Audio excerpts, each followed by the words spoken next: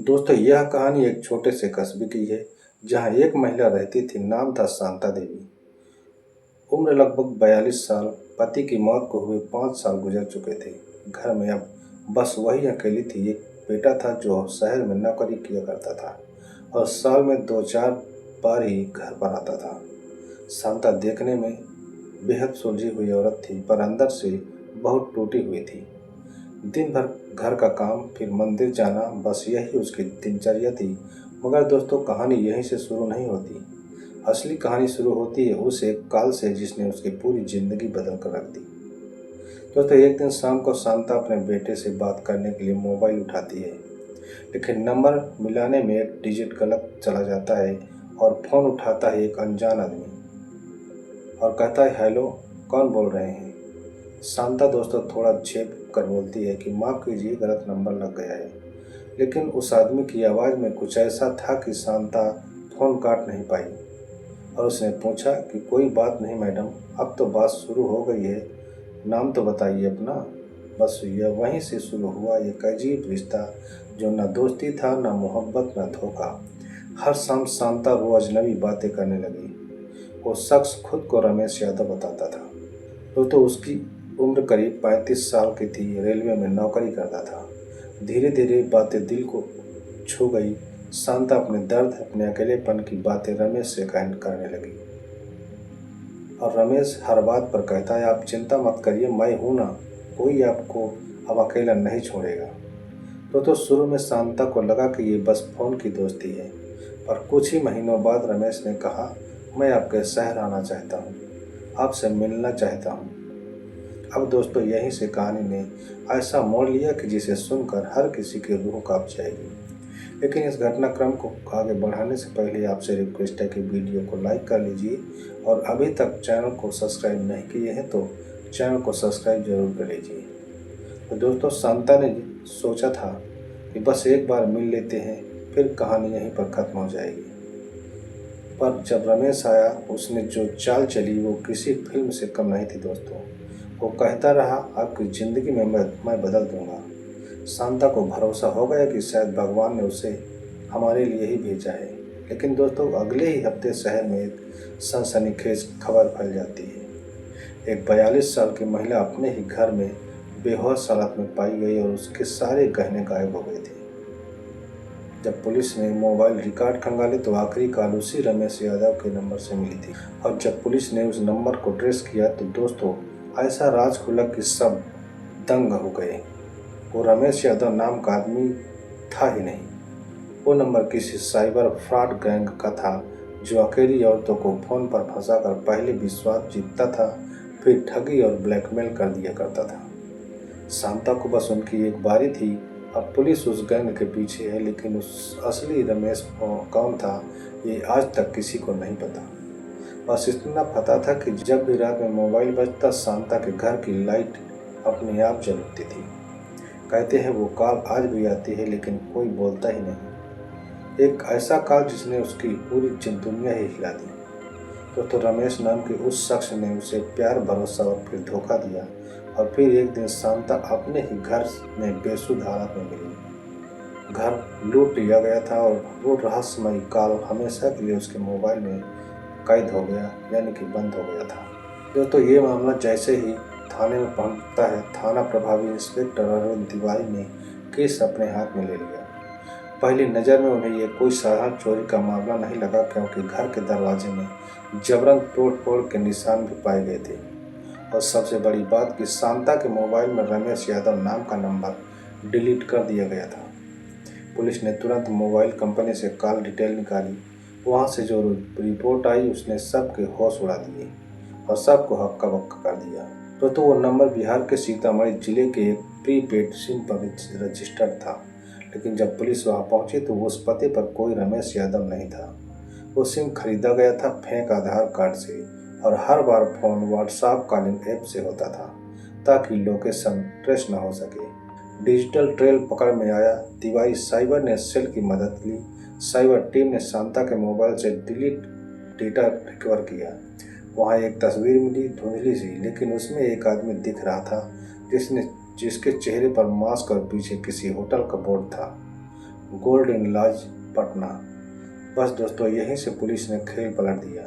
Team ने hotel की CCTV footage खंगालनी शुरू कर दी। जब सीसीटीवी फुटेज निकाली, वह वही शख्स दिखा जो शांता से मिलने पटना स्टेशन के पास गया हुआ था। लेकिन उसका नाम रमेश नहीं था, उसका नाम था विजय मिश्रा, जो पहले भी 3 साइबर क्राइम और 2 धोखाधड़ी के केस में जेल जा चुका था।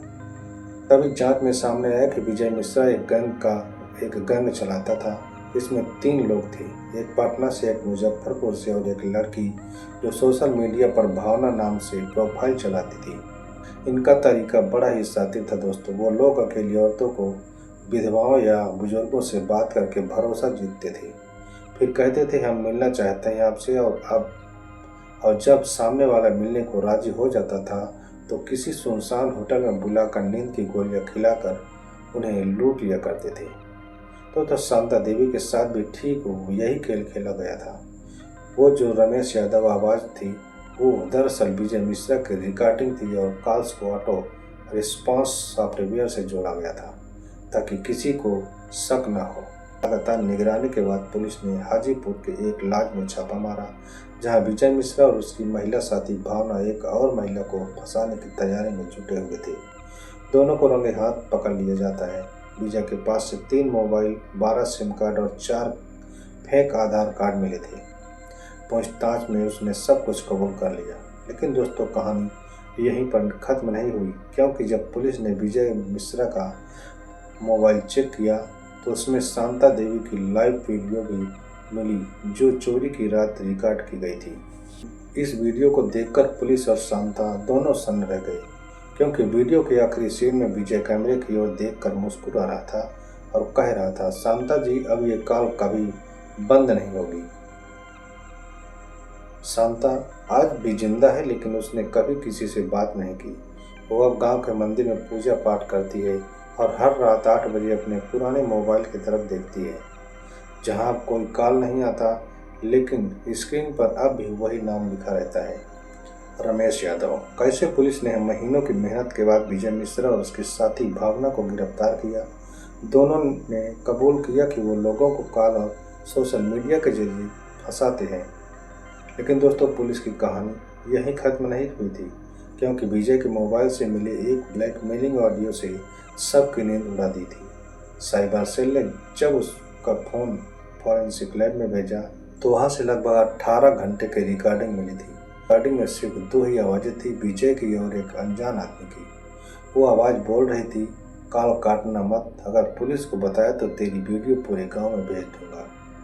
तो जांच में पता चला कि वो आवाज़ किसी और की थी। वो था राहुल सिंह, विजय के गैंग का तीसरा सदस्य, जो पूरा नेटवर्क ऑपरेट कर रहा था और कॉल्स को रूट करवा देता था ताकि लोकेशन कभी ट्रेस ना हो सके।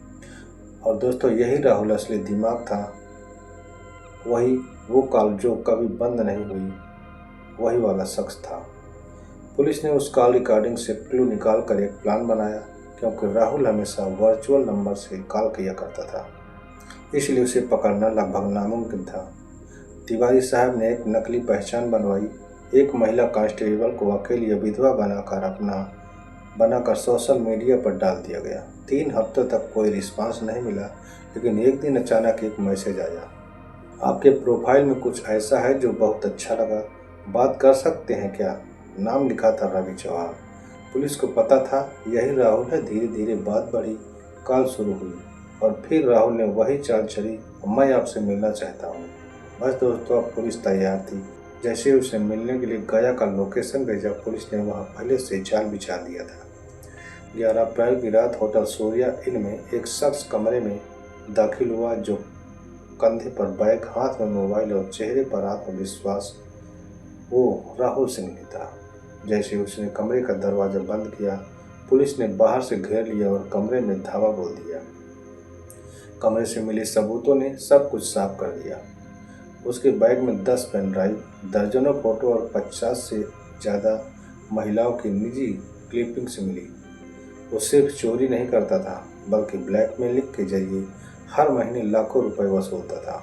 राहुल ने कबूल कर लिया कि उसने विजय और भावना को सिर्फ मोहरे की तरह इस्तेमाल किया था। असल मास्टरमाइंड वही था।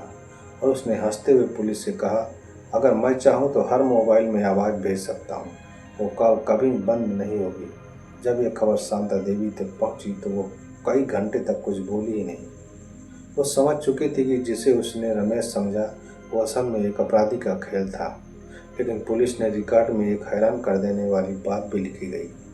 राहुल के मोबाइल में शांता का नंबर ब्लॉक नहीं था, बल्कि फेवरेट लिस्ट में सेव था। उसके वॉइस नोट्स में एक आखिरी लाइन रिकॉर्ड थी, शांता जी अच्छी हैं, अब उन्हें कुछ मत कहना। किसी को नहीं पता कि ये लाइन कब रिकॉर्ड की गई, गिरफ्तारी के पहले या बाद में। तो अब तीनों अपराधी जेल में हैं।